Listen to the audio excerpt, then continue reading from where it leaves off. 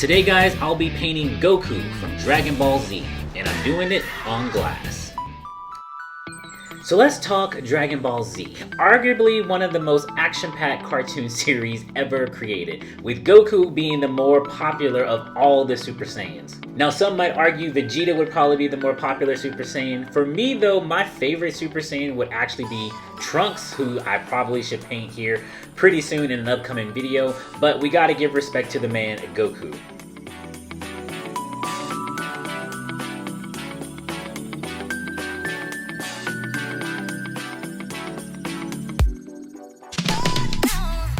I was first introduced to Dragon Ball Z on this network that showed cartoons early in the morning, and they did it on Sundays of all days, if you guys can believe that. It had Dragon Ball Z, it had Creepy Crawlers, it has Sky Surfer Strike Force, and it also had the Street Sharks on there. And oh yeah, Savage Dragon. I don't know if you guys know this network I'm talking about, but that's the first time I saw Dragon Ball Z. And it wasn't too long after that that Cartoon Network became a thing, and I think that's where many of us saw Dragon Ball Z, on the network show called Toonami.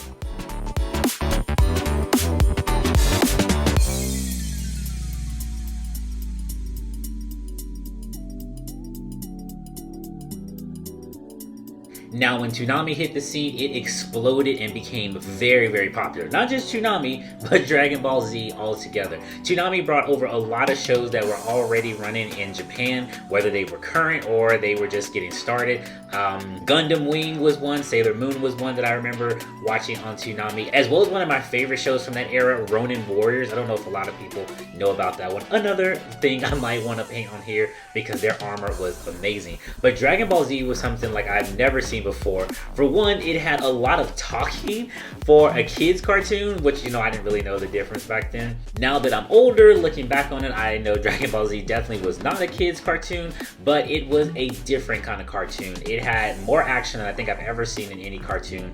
And the one thing that always got me about Dragon Ball Z is how they did all this leading up to the fight, and then the show would end and you have to tune in next week to see what happens. But I was hooked, and it became one of my favorite cartoon shows of all time.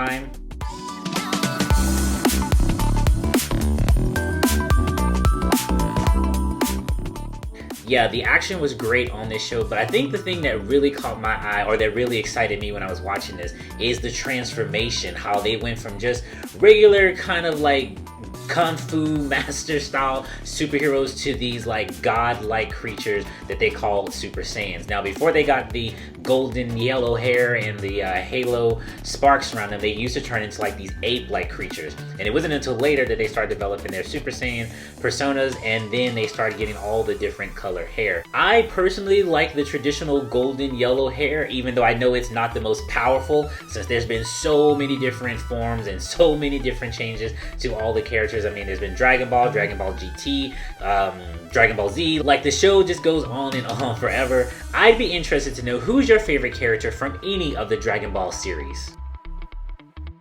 I've painted Goku twice now on this channel, and mostly because he keeps being the more popular of the Dragon Ball characters that I get commissioned for. I will say, so far, this one's probably my favorite. I love the way I actually use more of a realistic skin tone for him. Ordinarily, I would just use a flesh tone color from an acrylic bottle, but this time, I actually mixed different colors, which were blue, yellow, and red, and a little bit of white to actually get this tone. And depending on if I needed a little bit lighter, I also maybe would use yellow for some of the undertone.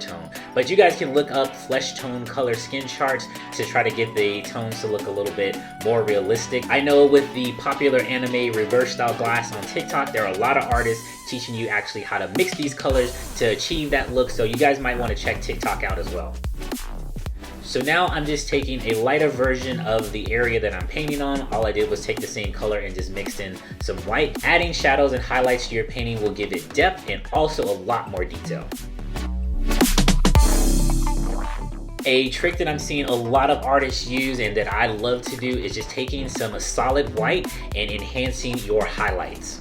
You'll notice on any area that I feel that the highlight is too strong, I just use my finger to kind of smudge it out and go back in and correct it.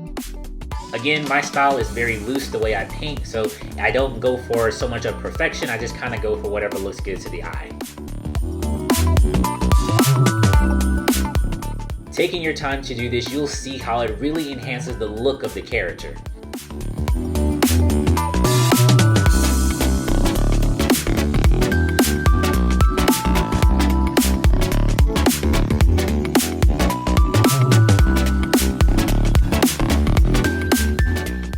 If you're not sure exactly where to put these highlights, it's always good to look at a reference photo. But again, guys, you just want to have fun with this and just do what looks good to you.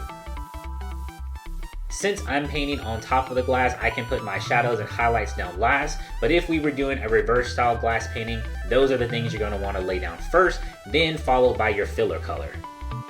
Since I've already painted Goku twice from Dragon Ball Z, I would love to do a villain, so you guys comment below and let me know who you'd like to see. Should I do Frieza, Cell, Lord Beerus? You guys let me know. And if you guys like the way this Goku painting turned out, go ahead and hit the like button for me, and do make sure you hit the subscribe button so when I upload my next video, you guys can be notified to come check it out.